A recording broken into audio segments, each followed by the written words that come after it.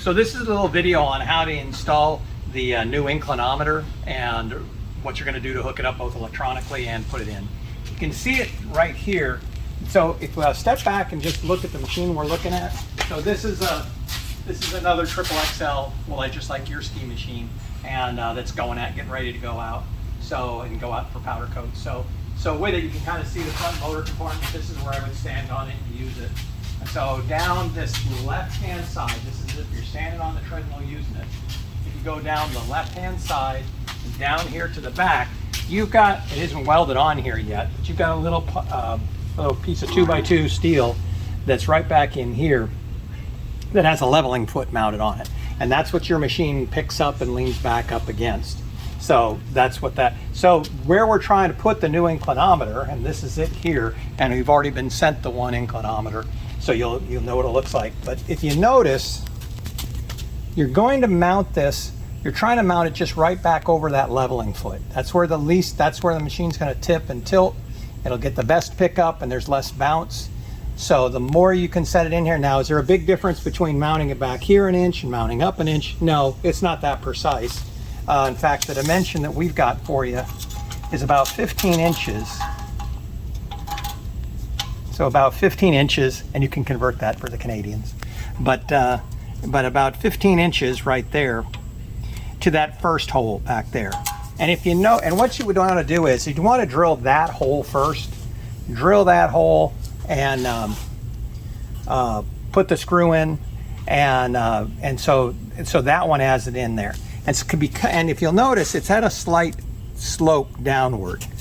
So not straight forward, not straight up and down parallel, but actually leaning a little forward is where you're going to be at. To know where you're going to need to have that at is this isn't really tricky, but what you'll need to do is take the cord, and so I would do it before you actually run the cord all the way through the machine.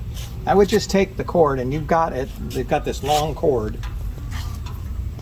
And what you would do is, you would take your cord, and underneath your hood, so right up in here, so I should be right in the middle compartment, right here. You'll take that middle compartment hood off, and inside down in there, you'll see the power supply, where all of these inputs and outputs go. And there's these, you'll see where your coiled cable, now this is 2 silver cables, you have a black coiled data cable that'll plug into these 2. Well, buried right here behind it, and you'll be able to see it pretty easy. It's a little one, a little 3-pin pickup, and it says, I think it says pot or incline, something on it right in here. We'll get a picture and clarify that. And you would plug into that, turn your machine on to test mode. Is that what we're in now? Yeah, test mode. So we would go into test mode, and we'll send you a video we'll send you instructions on how to get into test mode. But you'll go into test mode and you'll go to grade, and you're going to go to the first one where it says grade right here in the center one, and we'll have paperwork for that. But when you get to that, you're then just going to tilt this little inclinometer.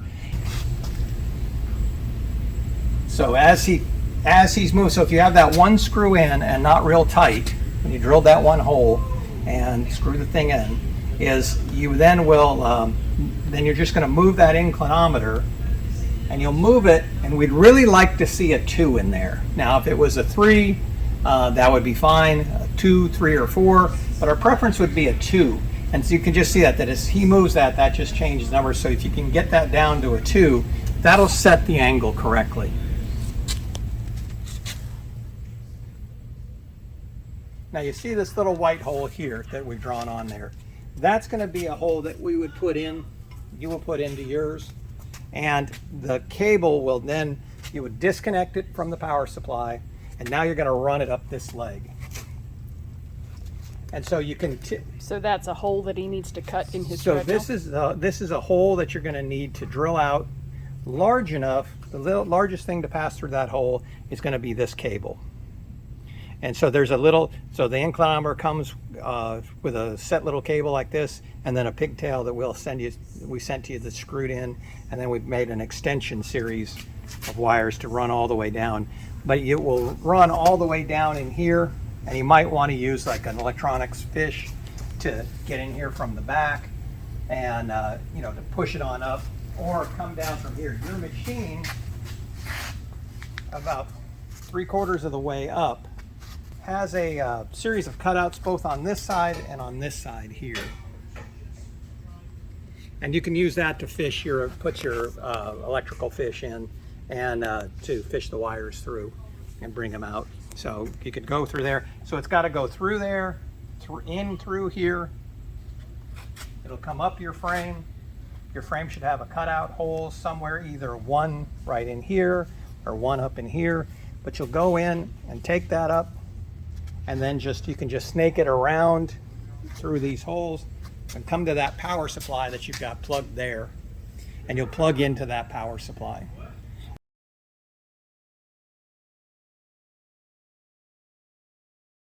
And once it's plugged in, we'll then need to recalibrate it, but we'll have grade calibration instructions that'll go up along with the test mode instructions.